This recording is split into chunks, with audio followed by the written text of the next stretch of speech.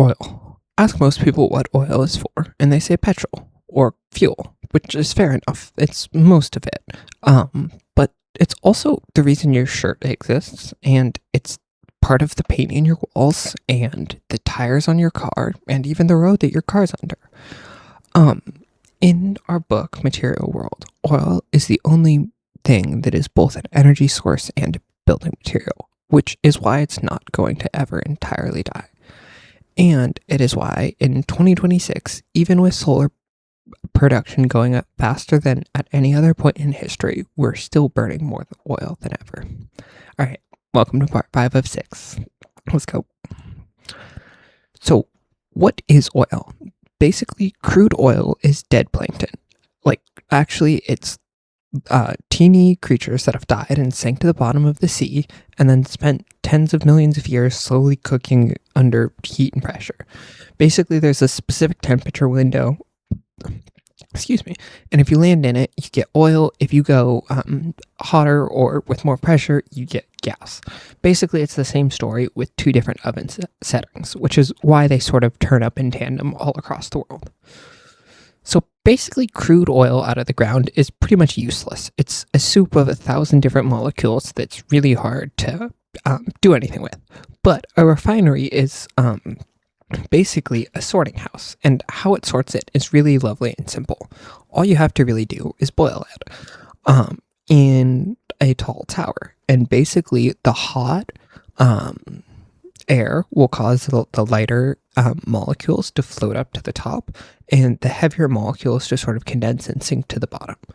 So at the bottom you have like heavy fuel oil, in the middle you'll have, jet fuel, diesels, your like chemical makings, and then at the top you'll have like gas for your cars or propane and butane, which would like be bottled in what you would see in your like stove. And so it basically takes one boil to turn a bottle or a bunch of random molecules into a nice sorted product line.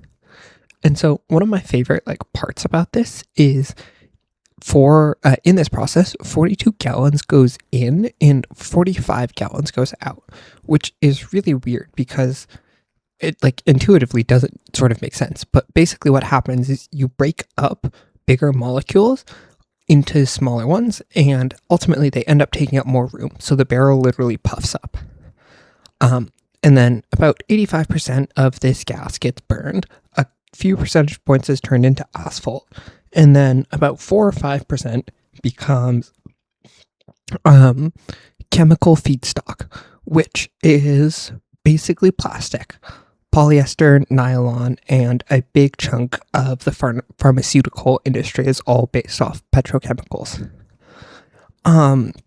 So when we say we're trying to stop using oil, we really mean we're trying to stop burning it, because that's about 85% of the barrel, and the other 15% is still holding up sort of modern life. So another thing that people often get wrong is oil is not one singular product. There's a bunch of different types of crude oil, and it's measured basically by two standards. First, how runny it is, which is measured in API gravity. A higher number means thin, a lower number means sludge. And basically, sulfur, it's sulfur content, where low is sweet and high is sour. And those names basically come from the 19th century when people actually like tasted the stuff. So basically light sweet is the like best stuff. It's easy to refine, it makes lots of petrol, and it sells at a pretty high premium. This is sort of the oil you would get in like a West Texas Intermediary or North Sea Brent. Heavy sour, on the other hand, is sort of a nightmare. So for example, Venezuela's crude sits at around 8 to 10% API, which is so viscous, it's not even a liquid, it's like closer to a tar. And this matters because a refinery isn't necessarily a general purpose machine. It's built for one specific kind of crude.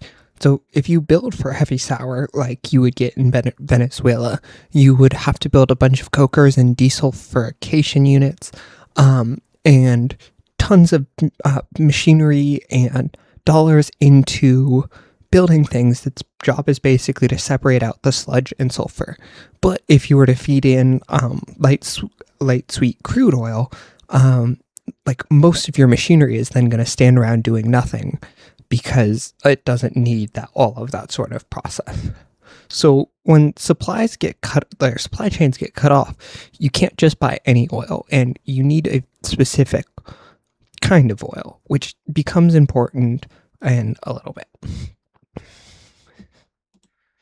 So in 1956, a Shell geologist named M. King Hubert basically said, American oil is going to peak between 1965 and 1970 and then start declining for everyone. And at the time, everyone sort of called him a doom merchant and was like, oh, yeah, you're full of shit, blah, blah, blah. Except the thing is, he was right. So as you can see from the chart, oil ends up peaking in 1970 at around $9.6 million a barrel. Then for 38 straight years, it's downwards. Ultimately, there was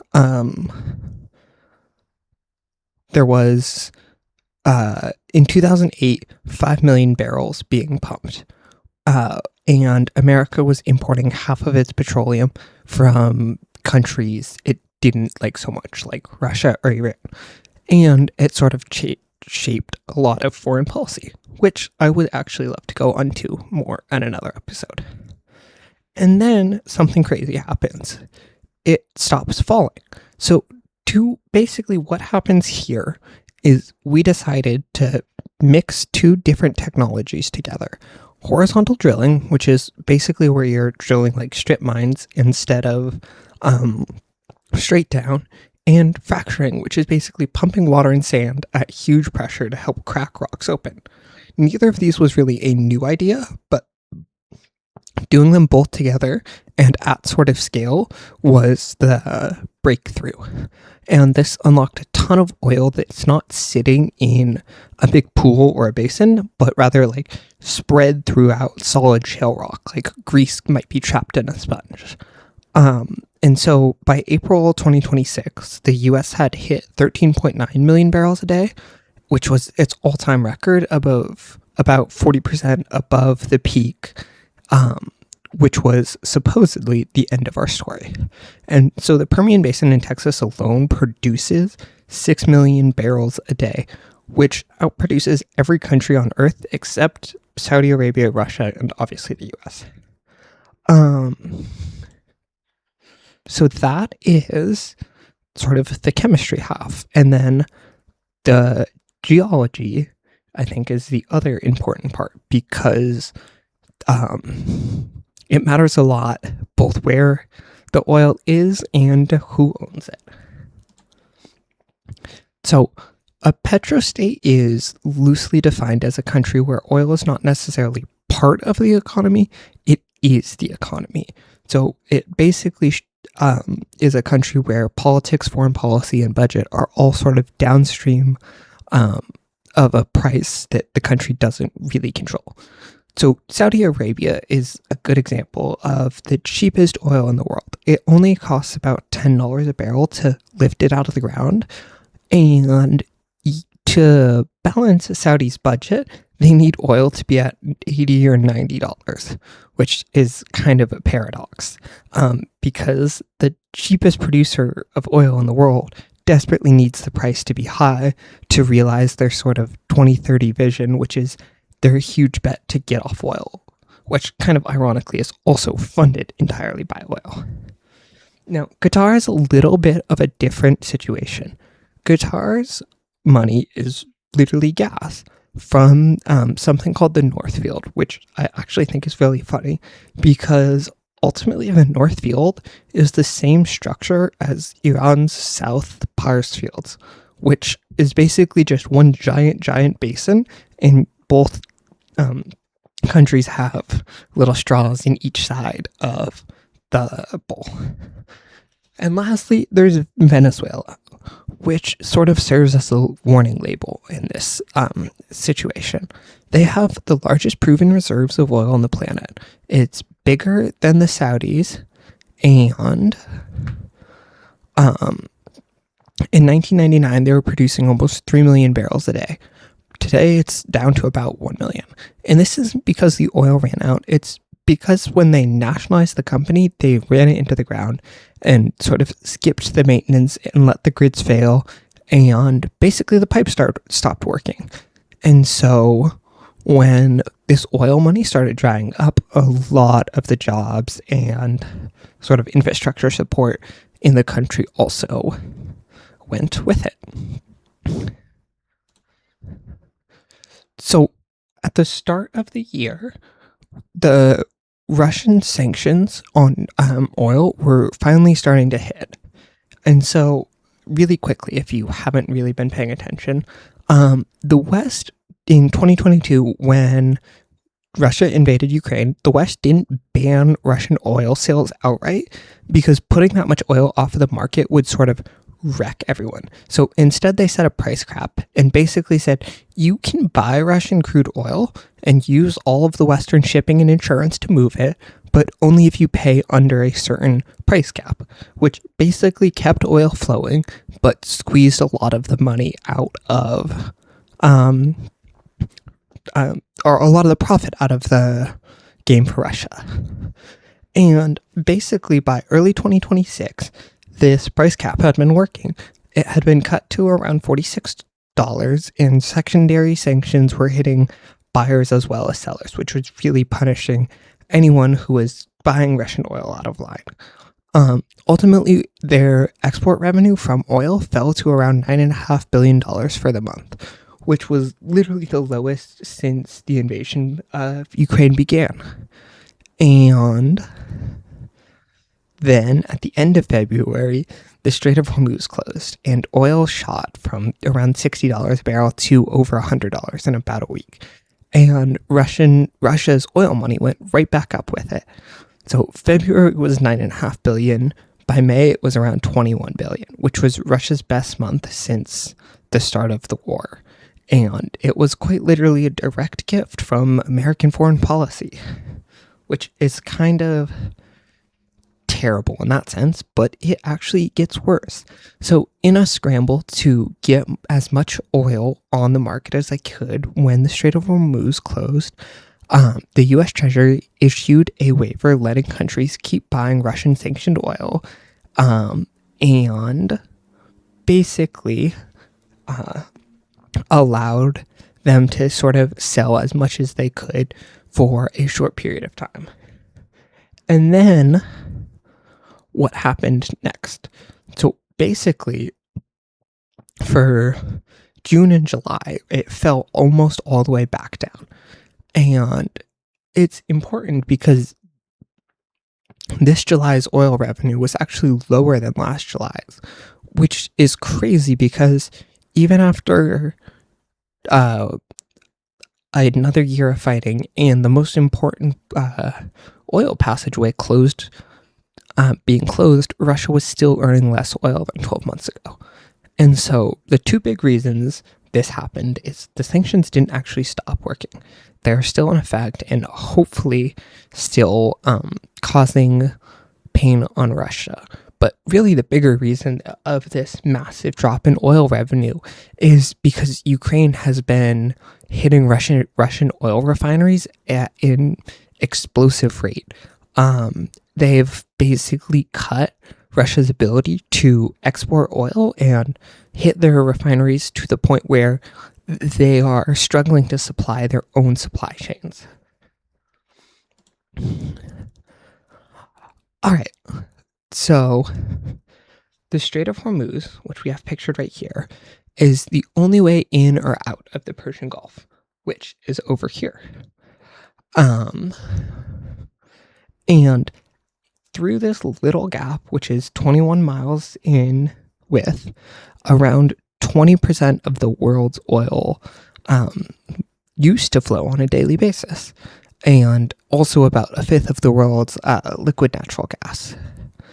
Then, as I sort of mentioned earlier, U.S. and Israeli forces struck Iran, killing their supreme leader, and Iran's answer was to effectively close the strait.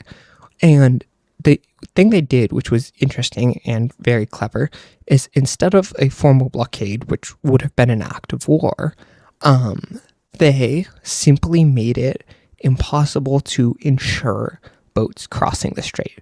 They threatened mines, they shot missiles at tankers, and had scores of drone boats patrolling and defending the strait, which basically shot the price of insurance up by almost 30 times, making it almost $10 million to insure a single ship to cross the strait. Not only this, the 6 biggest insurance firms pulled out entirely, basically saying it's too risky, we won't insure anyone to make it through this passage. So ultimately, you don't need a navy to stop or close this super influential waterway. All you need is sort of the insurance agents to stop saying we'll cover the boats and no one will sail without insurance. Ultimately, there was a deal, and it held for about 2 months. Then talks collapsed. As I record this, I believe talks have stalled. Iranian state media has published a draft that bans American and Israeli vessels outright, demands for compensation, and there were fresh attacks, I believe, over the weekend. So it is currently day 169 since the strait has closed, and basically it is effectively closed. So one ship went through on August 9th, and the normal number of vessels is 73. So it's like close to 1%. On Sunday, no vessels went through at all, and there were 432 vessels sitting in the Gulf, not going anywhere. So ultimately, there are bypasses. There's a bunch of pipes that sort of go up through Iran this way. One for Qatar that basically goes due west, off the screen about this high. And then I believe the Saudis have one as well that runs down, and also to the west to a different strait, or to the Red Sea, which effectively has another strait at the bottom that the Houthis have effectively blockaded too. So some of the other exit points and throughways for pipelines and whatnot are also being blocked. And then here's the strange part. Brent's only at about $88, which is high, but not catastrophic and well below the peak in March. And so partly this is American shale throwing everything it had to close the gap. And partly it was sort of unexpected support from China, sort of deploying some of their strategic reserves. But in reality, something much bleaker is also happening, where global demand for oil is just falling by over 1 million barrels a day because the price is so high that people in poorer countries simply can't buy any fuel. And then a last note is prediction markets have a 1% chance of this situation closing by the end of the month and a 43% chance of it closing by the end of the year. As I always say, take prediction markets with a grain of salt, but I do find them to be an interesting sort of show of where people are actually willing to put money in behind a bet. Okay, so one last thing. Basically, the transition from wood to coal gave us factories and the ability to produce things on a large scale. The transition from coal to oil sort of gave us the ability to move anywhere we wanted. Because oil was liquid, it could travel with you. Coal had to move along like a train line or something someone else had laid. Oil, on the other hand, was so light, it could move you anywhere. And then we're supposedly making the next transition from oil to electrons and electric energy. But realistically, these aren't sort of energy replacements, or as the word transition suggests, it's much more of their additions onto each other. So the world still burns more coal today than it did in 1900, 1950, and 2000. Every transition has basically just stacked a new fuel on top of the old ones. And so last year, fossil fuels were still about 86% of the world's primary energy, and oil set its own record under that. And basically, that is why one waterway can hold the whole world hostage. That's not necessarily because we didn't build enough solar panels. We built more of them than ever last year. It's just because as we transition from one energy source to another, the previous one doesn't go away. We still actually use it just as much. And so, likewise, oil, it's not going to go away because we bought an electric car. If anything, it becomes even more important. So that's all I have for part 5 of Material World. If you enjoyed this presentation, please go check out the book. I really did enjoy it. And the next presentation should be lithium, which is the final one of the book. Thanks for watching, and have a wonderful day.